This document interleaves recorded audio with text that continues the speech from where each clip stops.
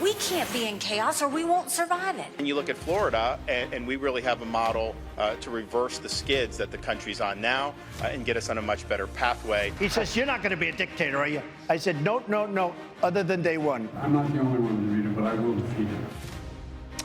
Hello, everyone. I'm Major Garrett in Washington. Welcome to America Decides. We will get to our show in just one moment, but first, we are following breaking news out of Las Vegas, where police say at least 3 people were injured after a shooting this afternoon at the University of Nevada, Las Vegas.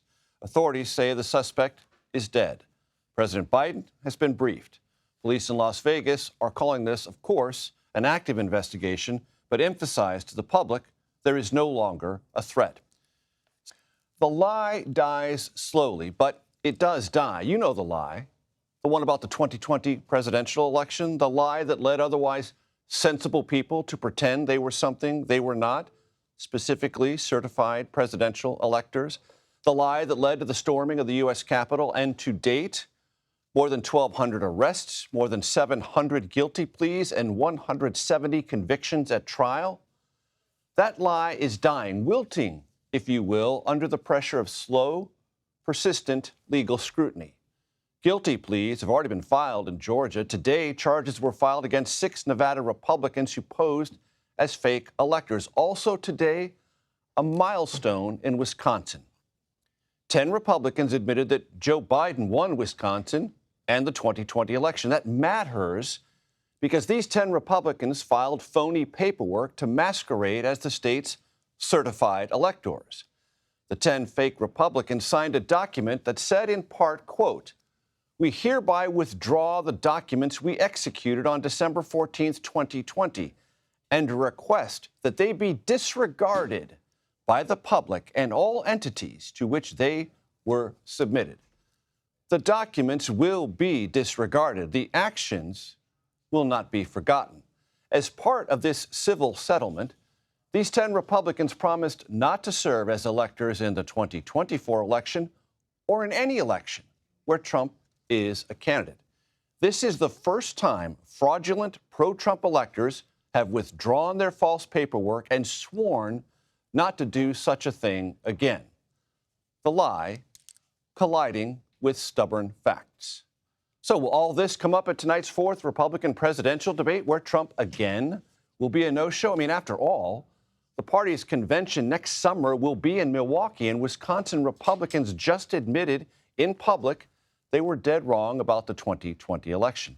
To find out, we will turn now to CBS News chief election and campaign correspondent Robert Costa, who joins us from Tuscaloosa, Alabama, with a preview. Robert, what can we expect tonight? Major, it's great to be with you. Only wish you were here with me in Tuscaloosa. This is a showdown in the Deep South for those Trump rivals who are looking to gain traction in this final lap of the Republican presidential race. High-stakes evening. Can they start to really make a contrast with former President Donald Trump, the front-runner in the race? And will they tackle some of the trickier questions, not just about politics, but about American democracy, especially after Trump made those comments in a town hall last night about how he could be a dictator, at least on day one, should he win another term?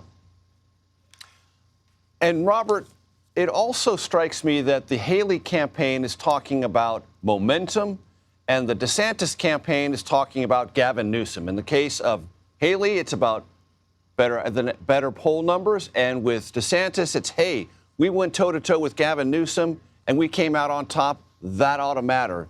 Do you expect either of those to be front and center tonight?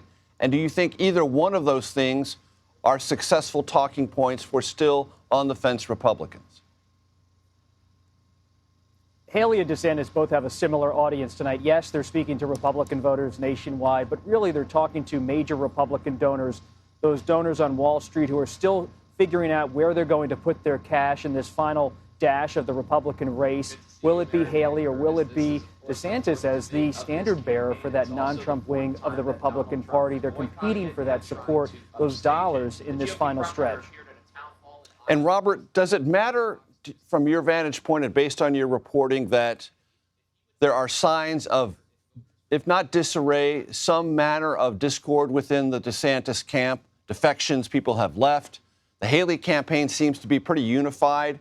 Does that matter? And do you think that is something foreshadowing what may occur in Iowa, New Hampshire, South Carolina, the first three important contests?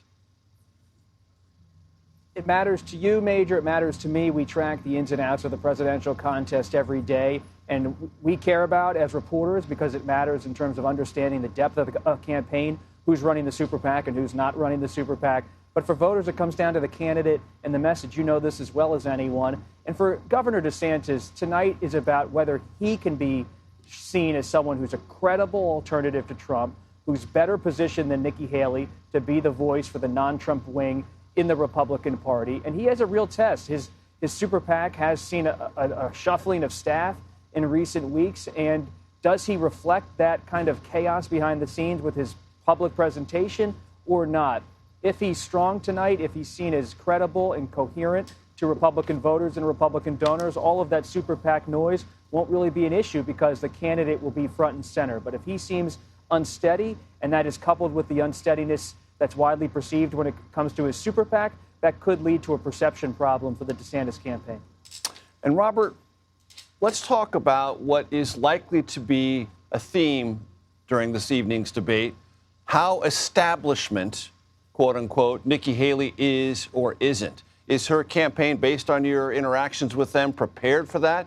Does it have an argument to beat back the idea that she's sort of the pick of a dying or weakened establishment Republican Party?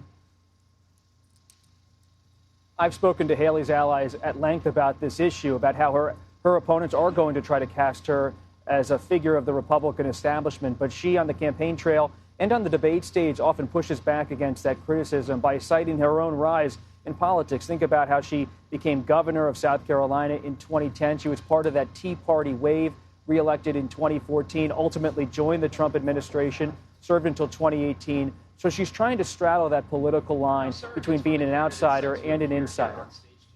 And Robert, you referred to this at the top. Former President Trump in a town hall with Sean Hannity last night on Fox said he would be a dictator, but only on day one. Is that in any way affecting the way people are thinking or talking about the debate? Do they categorize that based on your conversations there in Tuscaloosa as, oh, Trump just being slightly comic or irreverent? Or do they fear that is something that is not only a warning, but possibly politically injurious if he becomes the nominee?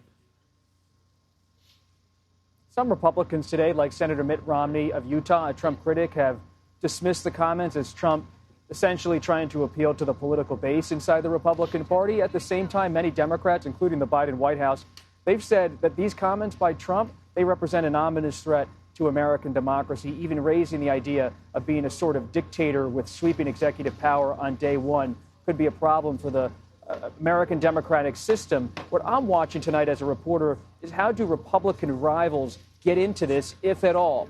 Do they say that's Trump being Trump, or do they see this as an opportunity to cast themselves as someone who's different than Trump when it comes to American democracy? Look especially tonight for former New Jersey Governor Chris Christie to take on these comments. He is someone who has been far more independent-minded when it comes to speaking about and criticizing Trump. And one other thing I want to raise with you, Robert, if I can ask you to stay for just a couple more minutes. Vivek Ramaswamy, he has been in the shorthand of the reviews of the previous three debates, the kind of wingman for the Trump aspect of the party. Complimentary of the former president, but saying he's a new generation, much the same thing. And he has drawn the fire and the ire of Nikki Haley. Only four people on the stage tonight, the two main combatants as we've described, DeSantis and Haley. What are you looking for when it comes to Ramaswamy tonight? Well, I'd love to hear your take on this as well, Major. Ramaswamy is someone that, let's not forget, who at the last debate called on the Republican National Committee Chair, Ronna McDaniel, to resign. He is someone who's a provocateur as well as a longtime entrepreneur. He has really positioned himself as someone who's of the Trump movement, but also running against Trump for the nomination. So I'm looking for him to shake it up. I mean, this is someone who back at that first debate in the summer got a bit of a higher profile by taking some controversial stands in that first debate, but he hasn't been able to build on that momentum in terms of polling traction since then. And as he's moved to Iowa, he's been in Iowa constantly and tried to put an emphasis on that state.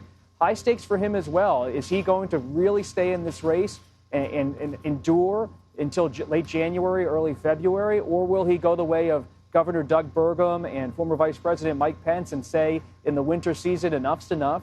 There's just not the support there. And this debate is maybe his last televised opportunity to really say, I'm here, not just echoing Trump, but someone who's a viable alternative to him, even though I share many of his same positions.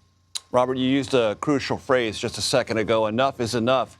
Lots of candidates have already reached that phase. As you mentioned, the former Vice President Mike Pence, Doug Burgum, sitting North Dakota governor, Tim Scott, sitting senator from South Carolina. They're already out. They were on their debate stage earlier, if ever so briefly, and they're out. Is there a question like that that hangs over Chris Christie's campaign? Is enough enough? What is the path? What is the point continuing on for Governor Christie?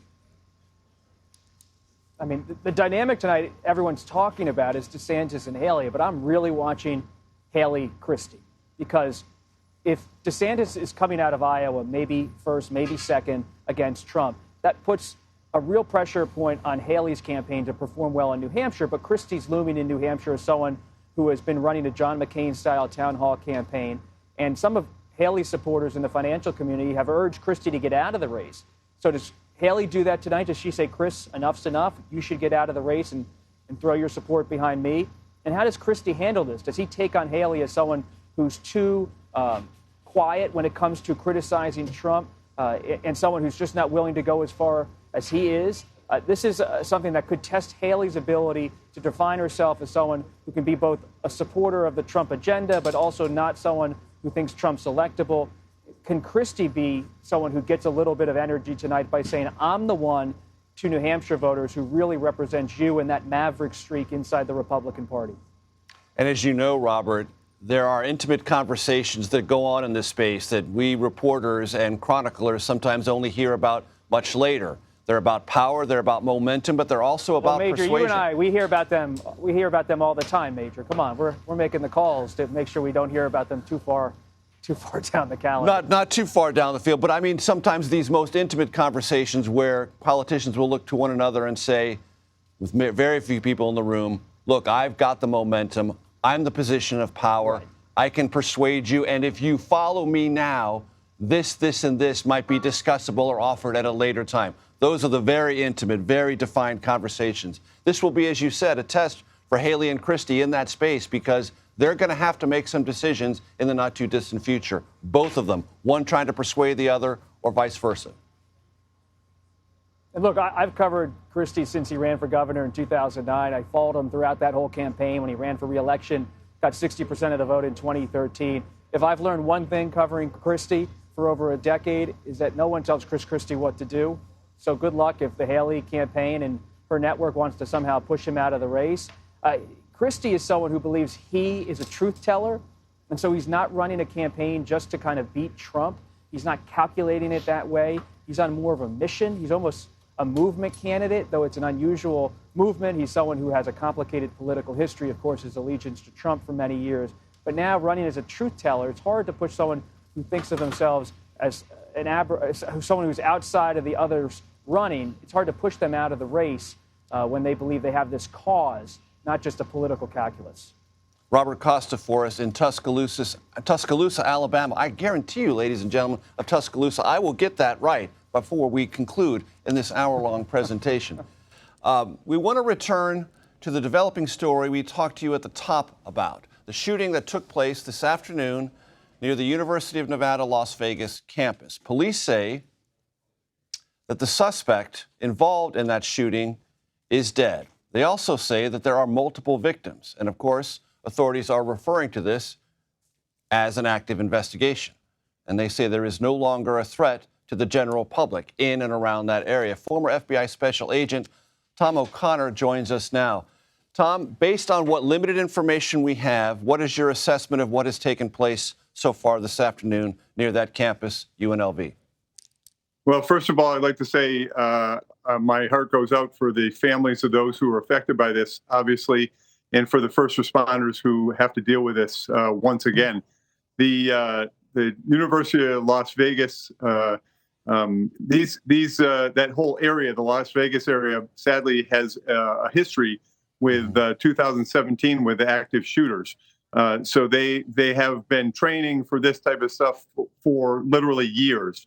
Now comes the part that we have the shooter has been neutralized, as we're told, and so there's no longer a threat. The work that now starts is going to be digging into this person's background, social media, all the different avenues and platforms that they may have been posting on, talking to friends and family, this type of thing, to try and determine what drove this person to take this action. And the crime scene work is something that takes a long time. Sadly, I've been involved in numerous of these crime scenes for major shootings, and it does take a long time. It can't be rushed. So that's exactly what they're doing there, is trying to figure out what happened, why it happened, and put that together. The investigation really just starts here. The response is to the active shooter, and that unfortunately had to take place, and the shooter is no longer a threat, which is a good thing. So, Tom, we will, of course, speak in generalities because we are deprived of specifics, and we want the authorities to assemble those specifics, convey them as necessary and on a timely and accurate basis. But in general, what does it tell you that the timeline of identifying, surrounding, and, to use your phraseology, neutralizing the suspect, what does that tell us about this particular, what we are led to believe is a mass shooting? Well, it tells us that the law enforcement and the first responders did their jobs, and they did it very quickly and very well. The important part going forward is to try and determine, first of all, are there any other persons that might have connections with this person that may be a threat? And that it doesn't seem like that is the case, but the investigation is going to tell us why this person was led to this, what their conspiracies or mental illness, or a combination thereof, to make this person go down this road. Was the person a student? All these things are going to be answered during those interviews with friends, family, associates. And the real deep dive in this day and age is into social media and what that person is posting when they feel that they're complete anonymity to be able to do so. So going forward, this is what's going to be happening. And the crime scene teams of both Las Vegas PD, the FBI, are going to likely be working each one of these shooting scenes. And we don't know how many victims we have, so we don't know how many of these scenes are going to be investigated. But that's where the time is put into to make sure that all of that is documented. Even though the shooter is no longer going to be going to trial, the fact is that this shooting has to be nailed down as to how, why, and what led this person to it. And also, when you do a full investigation, the forensics review of this shooting is to build on how the person make it more difficult for anyone in the future to do this same type of shooting. It's a soft target. A school is a soft target, and it's very hard to lock that down completely. Very, very difficult. Tom, as you mentioned, you have experience, unhappily, in this space. The first and most declarative thing that authorities said in Las Vegas is there is no longer a public threat. Based on your experience, how important is that declaration, and what's the process by which authorities go through to make sure they can issue that declaration with confidence? Well, I mean, that's number one, right, is to take that threat out of the picture, whether that is to capture that person and bring them to justice, or engage them in a shooting, which appears to happen today. Many times when these events take place, the shooter will commit suicide prior to the engagement with law enforcement. But the initial movement of law enforcement is what forces that person's hand and literally stops the threat to additional persons within that school community or within the greater community of Las Vegas. So that is really the most important thing, is to respond efficiently and quickly and save other lives. And that is exactly what it appears happened here today. Tom O'Connor, we thank you for your time and your expertise. We will have more analysis ahead of tonight's upcoming Republican debate. You are streaming America Decides.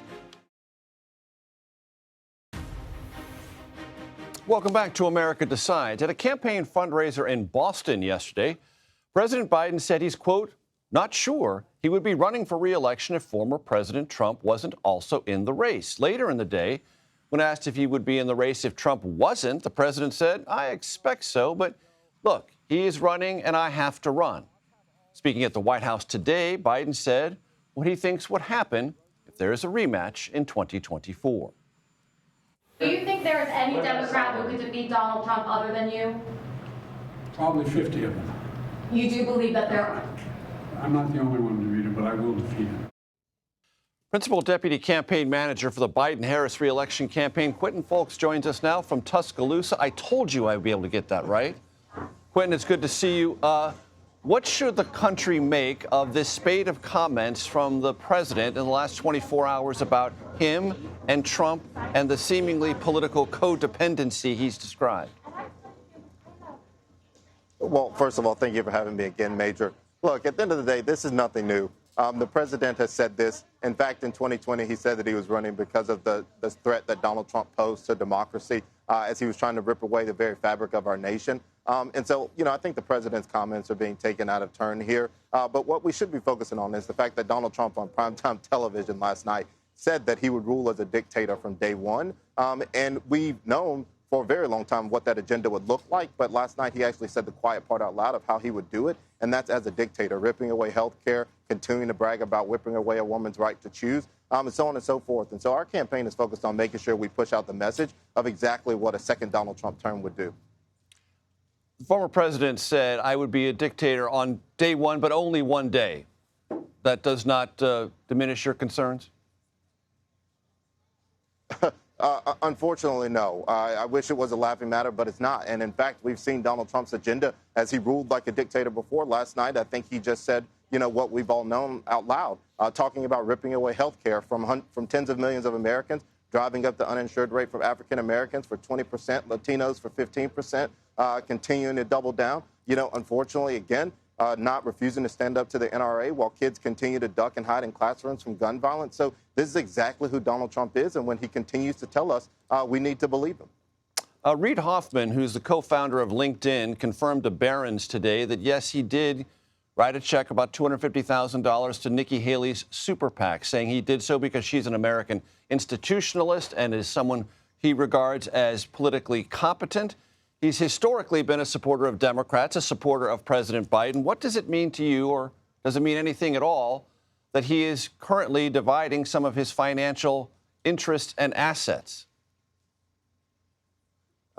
Look, I think I'm not in a position to tell anybody what they should do with their resources when it comes to supporting candidates, but it doesn't change anything from the Biden-Harris campaign. Our agenda from day one has been to set out to talk to Americans about what President Biden and Vice President Harris have accomplished for them and their daily lives, and that includes creating 14 million jobs, 800,000 good manufacturing jobs, standing up to Big Pharma, continuing to drive down the cost of inflation and make America more affordable for middle-class families, and that's exactly what we're going to continue to do.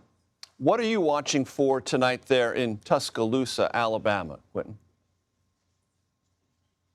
Look, at the same time, there's been 3 Republican debates already. And if you've seen one, you've seen them all. They're all talking to the same audiences. They're all pretending to be Donald Trump. They're all racing to the extreme MAGA base. And so tonight for this campaign, we know that what we're going to see tonight on this stage is just more of the same. None of these candidates tonight are going to stand up to Donald Trump saying that he would rip away health care for millions of Americans. None of them are going to stand up to Donald Trump bragging about the fact that he ripped away a woman's right to choose. And so it's going to be more of the same of what we've seen so far during this Republican primary. Very quickly, Quentin, does it matter to you that all 3, Trump, Haley, and DeSantis, could say in battleground states they run ahead of the current president? No, I mean, look, we've always known that this election is going to be a choice and that this election is going to be close. Our campaign has had its head down, making sure we're out in front communicating with voters. We're beginning to staff up our early battleground states. And that's a lot of work that Republicans are going to have to catch up doing when they come out of this divisive primary. So for us, we're going to continue to put our head down and make sure that when the choice is clear between President Biden and whoever the Republicans decide to nominate and put forth, that we're in a position to win the most votes. Quentin Folks, we thank you for your time as always. We have plenty more this hour. Next, we'll take a closer look at what Nikki Haley's campaign is saying. You're streaming America Decides.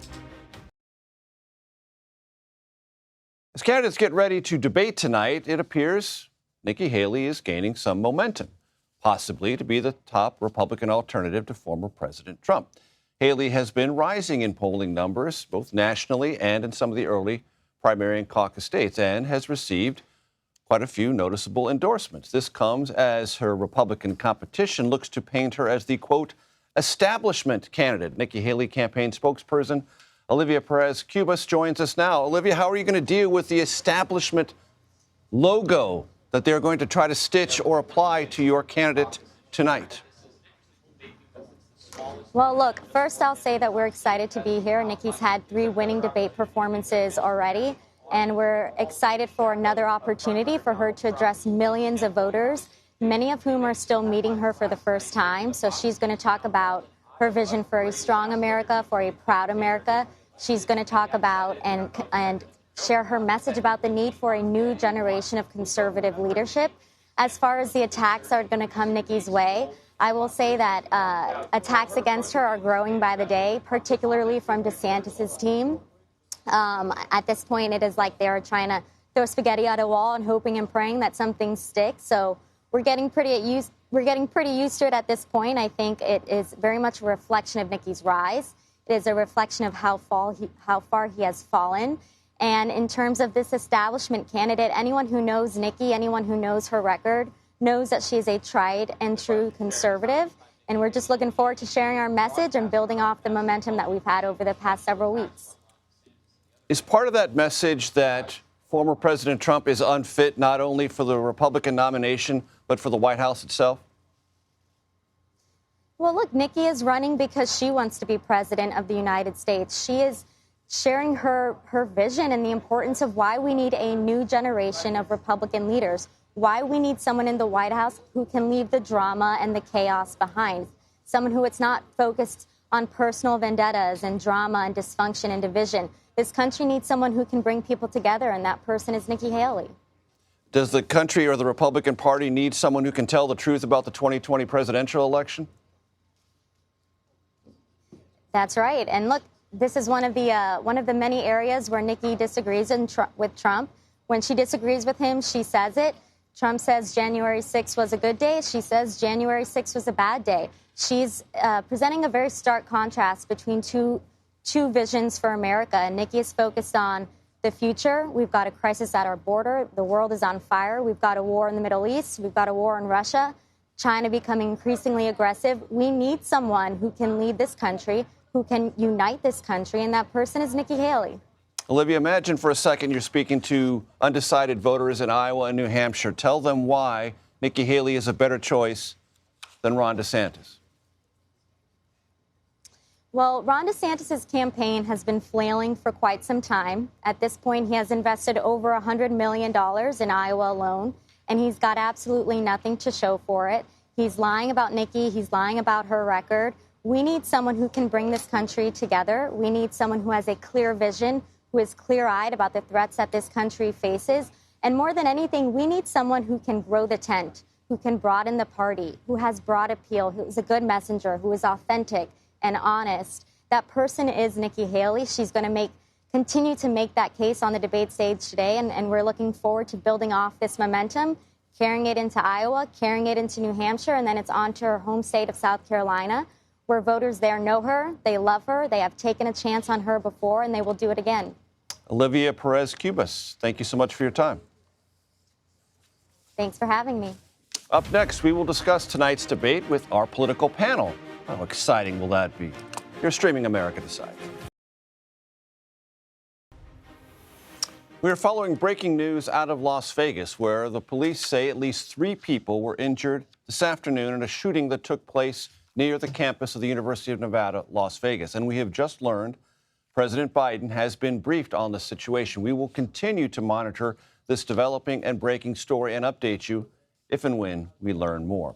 We are just hours away from the 4th Republican presidential debate. Nikki Haley, Ron DeSantis, Chris Christie, and Vivek Ramaswamy are set to square off in Tuscaloosa, Alabama. Ashley Etienne and Matt Gorman join us now. Ashley is CBS News political contributor, former communications director for Vice President Kamala Harris, and former House Speaker Nancy Pelosi. Matt was a senior communications advisor for Tim Scott's campaign and also had many other iterations in Republican politics. Matt and Ashley, very good to see you. Matt, let me start with you. Come on. Does this thing even matter? Let's go. Come on. Come on. It depends, honestly. It matters. What does it depend? It depends on a couple things. Number one, whether the moderators will let him mix it up a little bit, see if there's some contrast. But look, I think what you're seeing tonight is what can possibly shake this out to be the second place candidate with some momentum as we go into the holidays, or things will stay static, and then Iowa soon after the year. Trump has a steady lead. Can someone emerge as a consensus second place? Quickly, Matt, is it just about DeSantis and Haley tonight? No, it's actually also about Chris Christie. I'd watch him. He's talked a big game about what he does in debates, but he hasn't really shown up. He's been kind of invisible for much of the last couple debates. He's been going after Haley. If he can have a moment like he had in New Hampshire in 2016, where he really crippled Marco Rubio's candidacy, maybe against Haley, that might change things. The phrase at the time and in the room was kneecapped. Exactly. He's been like Kirk Gibson. He's an injured candidate. He can't go the distance, but can he swing and hit a home run tonight? We'll see. I don't know who Kirk Gibson is. Oh, you missed out. I thought we were talking about the debate. Google Vin Scully. Oh, man. Google Vin Scully, stick to the debates, Kirk guys, Gibson. okay? Then you will know. Then you will know. Ashley, Yes. Get to the debate in a second. The president said yesterday, if Trump wasn't running, I'm not sure I'd be running. Sure. Yes. Okay, that is sort of consistent, but in the context of, well, if Trump might not be the nominee, might not Biden run again, that seems to inject a little bit of, I don't know, hypothetical into this. No?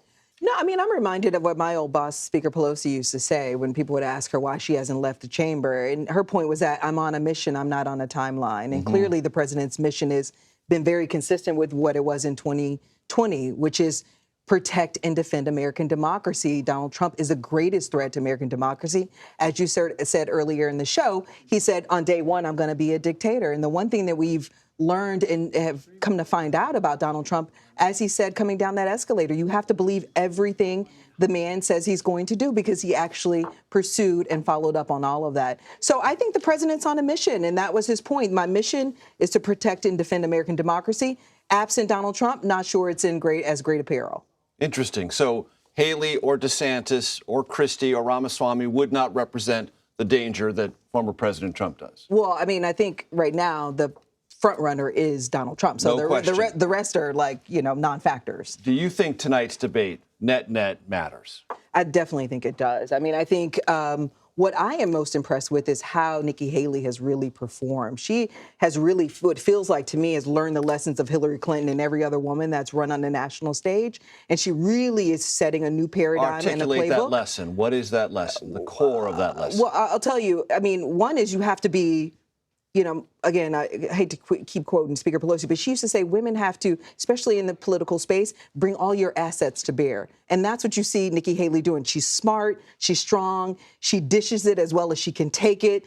She's not backing down from the boys. I don't want to disparage any other candidate, but she's really performing and positioning herself in ways that women have not, using very strong language like finish them when referring to Hamas. So I think that that's what I really want to see, because, I'm a huge fan of women at the national stage and seeing them perform. And the way that she's performed has just really been stellar. Tactically, Matt, your advice, if you're in the DeSantis camp, to your candidate tonight?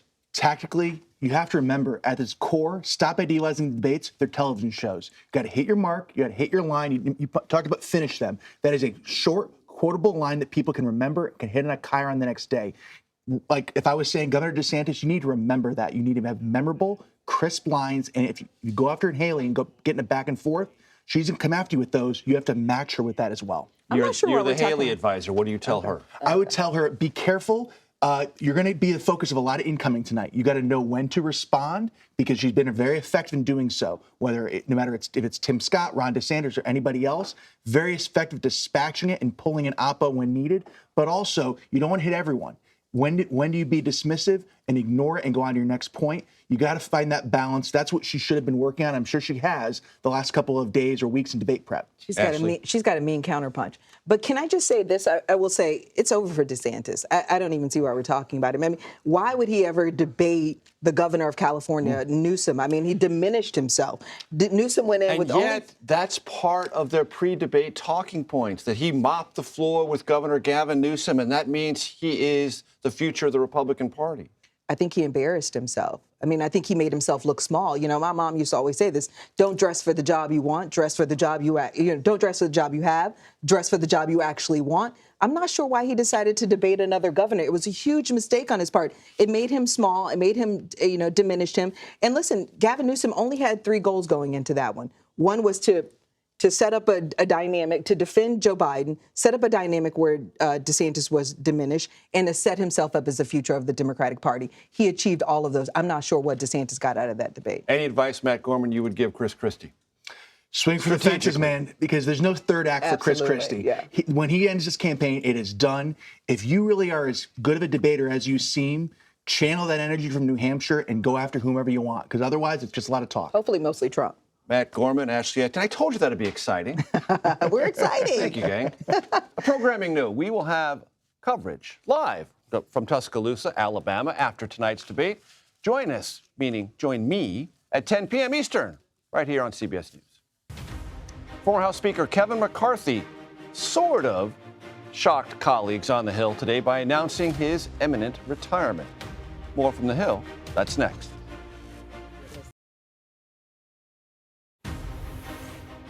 Welcome back to America Decides. Former House Speaker Kevin McCarthy announced today he will leave Congress at the end of the year. McCarthy's announcement came in an op-ed at the Wall Street Journal. Talked about his historically slim majority down to a 2-vote margin, that is to say, with McCarthy's absence. McCarthy had been a member of Congress for the last 17 years and was the first person ever ousted from the position of House Speaker. That happened just a little while ago. CBS News congressional correspondent Nicole Killian joins us now from Capitol Hill. Nicole, how did that news land with his Republican colleagues? Well, in talking to some members, they said they weren't necessarily surprised. I mean, keep in mind the filing deadline for Kevin McCarthy to make a decision as to whether or not he was going to seek re-election was due at the end of this week. So irrespective of his op-ed today, he had to make a decision as to whether or not he would seek another term. I think maybe what surprised some lawmakers is the fact that he said that he would step down by the end of this year, saying that he is going to turn his passions into a new arena. But look, there is a lot of bad blood that is still left from the speaker's race, not just at the beginning of the year, but obviously the one that took place this fall when McCarthy was ousted. And while McCarthy at the time said that he has no regrets for the decisions he made and how he handled himself as a leader, it really was something that was very upsetting, particularly to allies of Kevin McCarthy. And many of them kind of reiterated that today, that they are upset about how this all went down in terms of the motion to vacate, trying to force him out, particularly with respect to those 8 lawmakers who were the ones who ultimately forced his ouster. And one of those lawmakers, Congressman Matt Gaetz, I spoke to him just a short time ago, and I asked him for his reaction. He said that he wishes the former speaker well, but when I asked him if he feels like he is responsible for driving McCarthy out, he said, well, I'm not the one who asked him to resign. He's the one who made that decision for himself. Yes, I'm sure Matt Gaetz wishes the former speaker well, but he is the one who filed the motion to vacate, setting in motion the ousting of the former speaker. That's just exactly the way Washington phraseology sometimes lands. Nicole, catch us up on the status, as you know it, of negotiations in the Senate on combining aid to Ukraine, aid to Israel, and changes in border policy.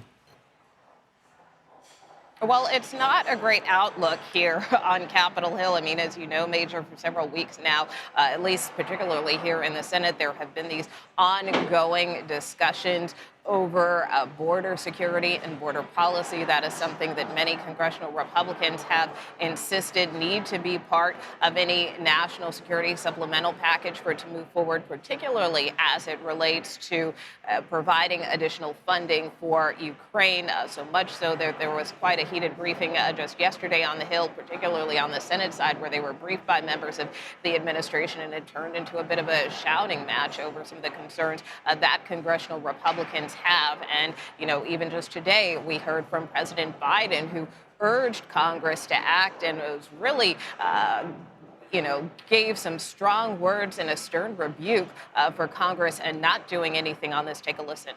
Frankly, I think it's stunning that we've gotten to this point in the first place. While Republicans in Congress are willing to give Putin the greatest gift he could hope for and abandon our global leadership, not just in Ukraine, but beyond that. So even as concerned as the president is about this, the likelihood that the Congress will move forward on this seems relatively slim as we get ready to go into the holiday recess, Major. Nicole Killian on Capitol Hill, thank you very much. That does it for today. You can stream America Decides Monday to Thursday at 5 p.m. Eastern. You're watching America Decides.